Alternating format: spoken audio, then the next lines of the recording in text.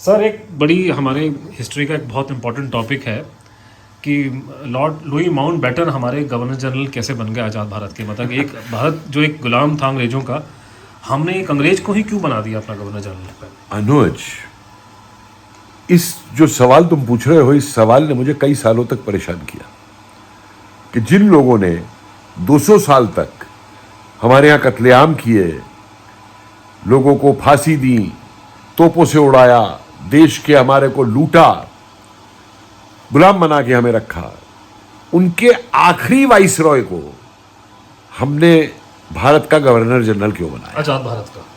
मैं तो आजाद भारत नहीं कहूंगा, भारत के डोमिनियन का। वो एक अलग विषय है, उस पर सवाल पे मैं जवाब दूंगा कि सन 45 के अंदर हम डोमिनियन बने थे, हम आजाद भारत नहीं थे, क्योंकि अंग्रेजों का जो राजा है उसने 22 जून 1948 के दिन भारत का सिंहासन छोड़ा है। और आपको मालूम है कि वो राजगोपालाचारी को दोबारा गवर्नर जनरल बनाने के लिए नेहरू ने लिख करके परमिशन दी, चिट्ठी लिख करके, बड़ी मशहूर चिट्ठी है। और नहीं, फिर गजट 14 अगस्त का गजट गवर्नमेंट ऑफ इंडिया का, वो ये कहता है। लेकिन सर, लेकिन ये ना कि हमारे कंट्रोल तो हमारे भारतीयों के हाथ में था 47 के बाद से। हाँ। या उस टाइम पे तो क्यों माउंटबेटन को बनाया गया हमारे हाँ, देश ये का? सुनिए इस बात को। देखिए, अब जो मेरी रिसर्च तय कर रही है कि 45 के अंदर अंग्रेजों को ये बड़ा क्लियर हो गया था, नेताजी की वो जो भविष्यवाणी थी कि भाई युद्ध का चाहे कोई भी रिजल्ट हो, जीत किसी की भी हो, अंग्रेजी साम्राज्य खत्म हो जाएगा और भारत को आजादी मिलेगी। तो अंग्रेजों को 45 के अंदर ये बड़ा क्लियर हो गया था कि अब वो भारत में नहीं रह सकते। 1976 में ट्रांसफर ऑफ पावर के डॉक्यूमेंट्स आए हैं, सारी उनकी वो रिपोर्टिंग, उनके गैस, उनके अनुमान, उनकी प्लानिंग सारी मौजूद है। अब सवाल ये उठता था कि किया जाए, क्योंकि वो अपने जो इंटरेस्ट थे उनके, एक तो जियोपॉलिटिकल इंटरेस्ट थे उनके, दूसरा उनके फाइनेंशियल इंटरेस्ट थे कि भाई जिन अंग्रेजों ने यहां सर्विस की है उनकी पेंशन, मतलब अगर आजादी है थी, आपने आजादी ली है तो आप उन अंग्रेजों की पेंशन थोड़ा देंगे जो यहां पे अंग्रेजों की सर्विस करते थे। समझे आप? उनके इंटरेस्ट को सेव करना। रिकॉर्ड भरा पड़ा है कि अंग्रेजों के जो परिवार थे उनमें आतंक फैला हुआ है कि भाई 1857 ना हो जाए, हमको यहां से बाहर निकालो, सेफ पैसेज दो हमको लेकर के यहां से निकलने का, इंडिया से। तो इन चीजों को देखते हुए ऐसे समय में आप ये देखिए, जब ये तय हो गया है तो Mountbatten south Asian commander in chief है, साउथ ईस्ट एशिया सिंगापुर के अंदर साउथ ईस्ट एशिया कमांड कर रहा है। और नेहरू को उस समय जो है, ये ओपन सीक्रेट है अब कि हुटॉय ने ये विजिट, जो MI5 का एजेंट था, उसने नेहरू की विजिट करवाई थी सिंगापुर में। नाम तो ये दिया गया कि साहब वो INA वालों के वहाँ जो लोग थे उनकी मदद करने, इंडियंस की, और वो सब जा रहे हैं। वहाँ पे माउंटबेटन की और इनकी जो नेहरू की मुलाकात होती है, माउंटबेटन ने खुद ये लिखा है विजय लक्ष्मी पंडित की किताब का फॉरवर्ड लिखते हुए कि नेहरू जो है वो वहाँ पे मेमोरियल पे INA के जाना चाहता था और मैंने उसको समझाया कि वहाँ ना जाए, और नेहरू नहीं गया। वो कहता है, from here started the friendship between me, Nehru and Edwina. ये इनकी जान पहचान कराई गई। उसके बाद जब ये वापस आते हैं, उनको फिर यहाँ भेज दिया जाता है वाइसरॉय बना के, और एक पॉइंट का प्रोग्राम दे के गया है कि भारत का विभाजन करना है और हमको छोड़ना है, इस पे एग्री कराओ सबको। और माउंटबेटन शुरू हो जाता है। तो माउंटबेटन जो है मार्च में यहां आता है और आते ही भारतीय लीडर्स को इनवाइट करता है मीटिंग के लिए, और गांधी उस पर लिखते हैं, अरे साहब इतनी बढ़िया आपने मुझे इनविटेशन दिया है, मैं कैसे ना कह सकता हूं आपको।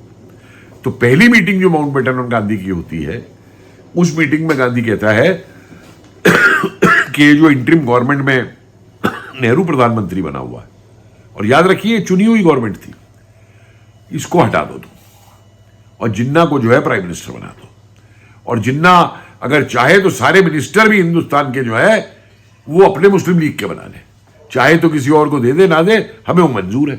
तो माउंटबेटन कहता है कि बड़ा अच्छा प्रस्ताव है भाई, लेकिन कांग्रेस से तो पास करा लो इसको, तुम कांग्रेस से पास करा के भेज दो, मैं कर दूंगा। तो गांधी जाके बात करते हैं और पटेल और नेहरू दोनों रिजेक्ट कर देते हैं, और गांधी फिर माउंटबेटन को लिखता है कि तुम ही एक सिर्फ वाइज आदमी हो, बुद्धिमान आदमी हो जो मेरी इस बात को समझ पाए थे और कोई नहीं समझ पा रहा। तो प्रस्ताव खत्म हो जाता है। दूसरी मीटिंग होती है। दूसरी मीटिंग के अंदर माउंटबेटन लिख रहा है कि बात करते करते अचानक गांधी मुझसे पूछता है कि क्या तुम अंग्रेज एंड्रयूज के बारे में जानते हो, जिसने भारत को अपनी जिंदगी दे दी थी? तो मैंने कहा कि हाँ मैं जानता हूं। तो बोले ऐसा है कि तुम एंड्रयूज जैसे क्यों नहीं बन जाते, कि तुम भारत की CF एंड्रयूज, हाँ, कि भारत की सरकार को तुम हेड करो और तनख्वाह जो है वो भी भारत की सरकार से लो। तो माउंटबेटन कहता है कि मैं बड़ा भौचक्का सा हो गया और मैंने कहा भाई आपने धन्यवाद दिया कि सम्मान देते हो, लेकिन मेरा जो इंटरेस्ट है वो तो मेरा नेवी कैरियर है, इंग्लैंड के अंदर मेरे दोस्त वही हैं और मैं चाहता हूं ये पद तो किसी हिंदुस्तानी को दिया जाए। तो गांधी कहते हैं ठीक है, लेकिन जब ये प्रपोजल तुम्हारे पास फॉर्मल तौर पे आए तो तुम इसे रिजेक्ट मत करना। अब आप समझिए, जिसका मतलब गांधी जी ने ही माउंटबेटन का नाम बढ़ाया था आजाद भारत के। नहीं, मैं देखिए इसे खाली गांधी नहीं मानता, अकेले गांधी की सोच नहीं है। जो माउंटबेटन को वहां से भेजा गया, MI5 के एजेंट का नेहरू और माउंटबेटन की मीटिंग पहले कराना, और बिना इंग्लैंड अप्रूवल के नहीं हो सकता। और गांधी जी के अपने संबंध थे इंग्लैंड में लोगों से टच में। अब क्या होता है कि जब आज़ादी की तरफ बढ़ते हैं तो बात आती है कि माउंटबेटन जो है, अलग अलग प्रपोजल आ रहे हैं कि माउंटबेटन को जो दो डोमिनियन बनाए जा रहे हैं, हिंदू डोमिनियन इंडिया और मुस्लिम डोमिनियन पाकिस्तान, इन दोनों का गवर्नर जनरल रखा जाए। तो जिन्ना से बात की जाए कि जिन्ना मान जाएगा, जिन्ना नहीं मानता, पहले यहां कर देता है, बाद में मुकर जाता है। अब माउंटबेटन को भी बड़ी तलब लग गई गवर्नर जनरल बनने की। तो फिर माउंटबेटन जिन्ना को समझाता है कि अच्छा ठीक है, दोनों का एक नहीं हो, लेकिन मैं यहां का भी गवर्नर जनरल रहता हूं, तुम्हारा भी गवर्नर जनरल रहता हूं, और तुम अगर गवर्नर जनरल पाकिस्तान के बनोगे तो पावर तो तुम्हारे हाथ में नहीं रहेगी, पावर लियाकत अली के हाथ में रहेगी, तो तुम मुझे ही गवर्नर जनरल बनने दो। और जिन्ना मना कर देता है। तो पाकिस्तान का गवर्नर जनरल जो है डोमिनियन का, माउंटबेटन को नहीं बनाया जाता। और 2 जुलाई 1946 के दिन हमारे चाचा नेहरू जी जो हैं, ये माउंटबेटन को चिट्ठी लिखते हैं to be the governor general of India. अब मुझे बताइए, ये बिना किंग के अप्रूवल के या बिना ब्रिटिश कैबिनेट के अप्रूवल के हो जाएगी ये चीज? मान ली जाएगी? तो ये मिली भगत करके इन्होंने सारी मिलीभगत करके, और उसका भी वजह बताऊंगा आपको। अब जियो माउंटबेटन साहब हाँ कर देते, लेकिन ये जो प्रस्ताव गया माउंटबेटन को गवर्नर जनरल बनाने का, इसको ना तो कांग्रेस की वर्किंग कमेटी में पास किया गया, ना ऑल इंडिया कांग्रेस कमेटी के सेशन में पास किया गया, ना भारत की जनता से पूछा गया, ना ही इंटरिम गवर्नमेंट की कैबिनेट जो थी उसमें रखा गया इस बात को, और ना ही कंस्टिट्यूएंट असेंबली में रखा गया इस बात को, बाद में लाए। और माउंटबेटन हमारे पहले आजाद भारत के पहले गवर्नर जनरल, पहले आजाद भारत के नहीं जी, डोमिनियन स्टेटस, डोमिनियन भारत के, इंडियन डोमिनियन के चलिए पहले गवर्नर जनरल बनते हैं। और यही नहीं, दूसरे जो बनते हैं राजगोपालाचारी, ये भी वो हैं जिन्होंने पाकिस्तान की डिमांड के सबसे पहले फॉर्मूला दिया था। ये भी वो है, और ये दोनों के दोनों जो लगातार माउंटबेटन के साथ रहे थे, सुभाष बोस के, ये दोनों सुभाष बोस के खिलाफ रहे रहे थे हर तरीके से नेताजी के। तो साहब, एक अंग्रेज को हमने, जो गांधी जिंदगी भर स्वदेशी स्वदेशी की बात करते रहे, उनको जो है भारत का पहला गवर्नर जनरल बनाने के लिए एक अंग्रेज मिला। कोई स्वदेशी भारतीय नहीं था जिसको गवर्नर जनरल बनाया जा सकता था।